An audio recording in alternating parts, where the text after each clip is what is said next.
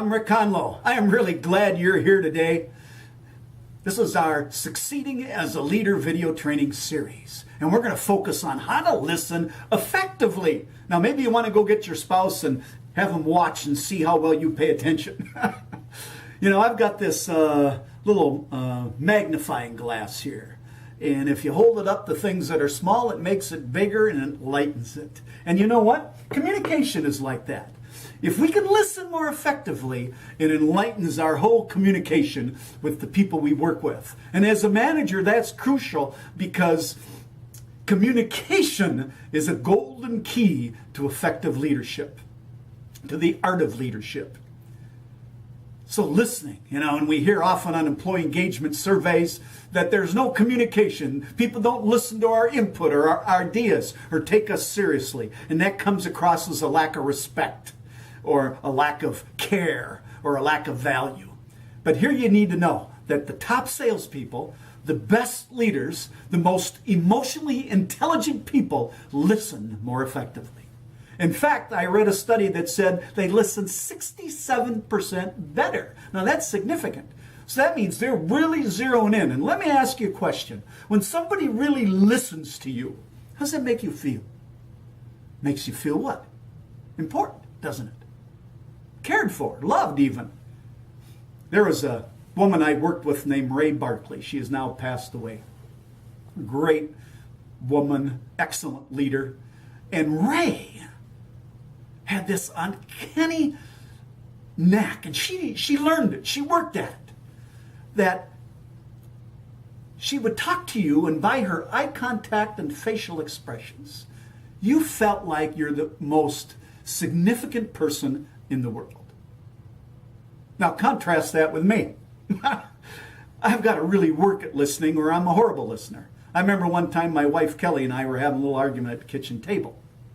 And this is what I do for a living. I'm communicate and I'm a good listener. So I say to my wife, Kelly, what you're telling me is, and she leans up over across the kitchen table and goes like this, Rick, don't give me any of that workshop BS. See, I was using the skill, but I was doing it insincerely. So I really have to pay attention to it.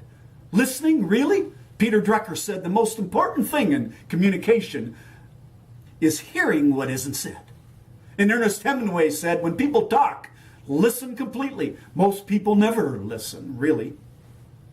And Stephen Covey said, most people do not listen with the intent to understand. They listen with the intent to reply. And then Cunningham said, friends are those rare people who ask who we are and then wait to hear the answer. Wow. And Malcolm Forbes said, the art of conversation lies in effective listening. Now, why does listening break down? There's a lot of barriers. As you've seen some of these, noise distractions, electronic cell phones, interruptions, differences of opinion, biases and prejudice, some we know about, some we don't, different priorities, busyness, no interest, self-interest, limited time, thinking about what we want to say while someone is talking, thinking someone is wrong by what they're saying, our tiredness or physical feeling at the moment, and then just perception differences or perspective differences about things. So how do you listen better? Here are some of the key skills. Now I want you to know, down in the description of this video, you can click on a link that will take you to a listening checklist where you can rate your listening skills. So remember to do that. And this is kind of a summary of that. So the first most important skill of listening is you have to want to. You have to be genuine. You have to care about the person you're dealing with and really want to communicate better with them. If that happens, you'll do a lot of the other skills. First thing. But if you don't want to listen, you're going to short circuit out of them and only focus on what you want. And that's where most communication breaks down. Then the second thing, you have to pay attention. You have to look at the person. Use their name while you're talking to them. Nod your head. Use some nonverbal communication to show that you're in the conversation.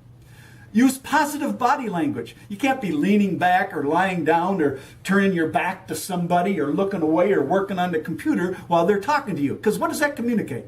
You know what it communicates. It's happened to you. It communicates that you're not important. Your issue doesn't matter. They're more important. What they're working on is more valuable. So you got to focus in, turn to them, put the distractions away, make good eye contact, pay attention, use their name, and then listen to what they have to say. Greet them.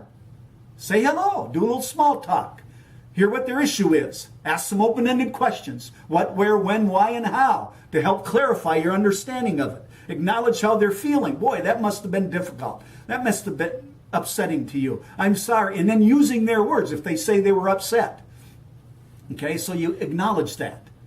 And then at some point, to make sure you understand, you paraphrase. This is the next key skill. What I hear you saying is, but you have to do all the other things before that paraphrase to have some value. Now, it's not your interpretation, it's what you heard them say. Their opinion, their viewpoint, their problem, not your understanding of the problem. So listening to understanding is not about agreement. It's trying to know their position, their issue in it. And so you may go through this process a number of times. So you paraphrase, you go back, ask a few more questions, do it some more. And then at some point in time, they may engage you. They may ask you their opinion. Here's how you know that you really have some listening and empathy going on. They ask you what you think. They ask you what you would do. They want to know, well, what's the situation you've had similar? And now you've got a dialogue going, not just them talking and you nodding your head and paraphrasing. There's the power these skills can make. And this takes time. You know, most of us are busy. We got things going, and we don't want to slow down and focus on what this person, this moment in time, they're most critical than anything else that you're doing. And this is where leaders who do this gain the trust of their team. This is where salespeople who do this gain the trust of their clients. This is where friends gain trust with friends because they know that that person is there for them when they're needed. Now, it doesn't mean you have to solve their problem for them. It doesn't mean that you have all the answers for them. It means that you're listening to hear them out, to share their concern. Now, as a leader, you may have to come up with some ideas on what the person can do, make some recommendations if needed, or just keep going through the process that can help the person solve their own problem. But listening is powerful. A few more quotes. Brian H. McGill said one of the most sincere forms of respect is actually listening to what another has to say. Robert Baden-Powell said, if you make listening and observation your occupation, you'll gain much more than you can by talking. And people think it's the talkers who can make it all. No, it's the listeners, and then speak more wisely. And Carl Menninger said, listening is a magnetic and strange thing, a creative force. Friends who listen to us are the ones we move forward with. When we are listened to, it creates us. It makes us unfold and expand. And Bernard Baruch said, most successful people I've known are the ones who do more listening than talking. And Jeanette Winterson said, everything in writing begins with language, and language begins with listening. Isn't that nice? So it's so powerful, isn't it? I want to share with you this story about Karali Takik. See, how good can you be? All of these skills we're working on in this series to help transform from manager to leader takes work. You just don't do it by watching the video. You got to apply it and learn from it. Maybe watch the video again, come back to it, take some notes, try it again and work on it. So it's diligent, consistent constant practice on all of these things, from coaching to communication to listening to team building. Now, Karali Takik wanted to be an Olympic champion, prepared for the 1936 Olympics, working for the Hungarian army. He was a sergeant. Well, they had a rule that said only commissioned officers could participate in the Olympics, so he missed them. So then he began training for the 40 Olympics, and they said they could have anybody participate. They changed the rule.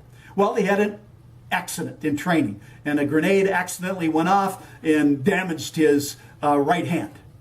Now, you see in this picture, he's firing left hand, because what he did is he started training for the next Olympics, and he was doing it with his other hand. And in 1948, he won the Olympic gold medal, 25 meters, and he did it again 4 years later. And all that took dramatic change, transformation, but practice to get better. You don't become an Olympic champion overnight. 10,000 hours of practice. And you don't become a leader overnight. It takes 10,000 hours of practice. I appreciate you coming to this. I have this premonition that soars on golden wings. I visualize your achievements and your legacy that sings. I do not know all about your awesome goals or your persistent efforts to raise the bar. I only know that you can be the best, a superstar, and you will lead and succeed if you keep learning. Thanks for coming.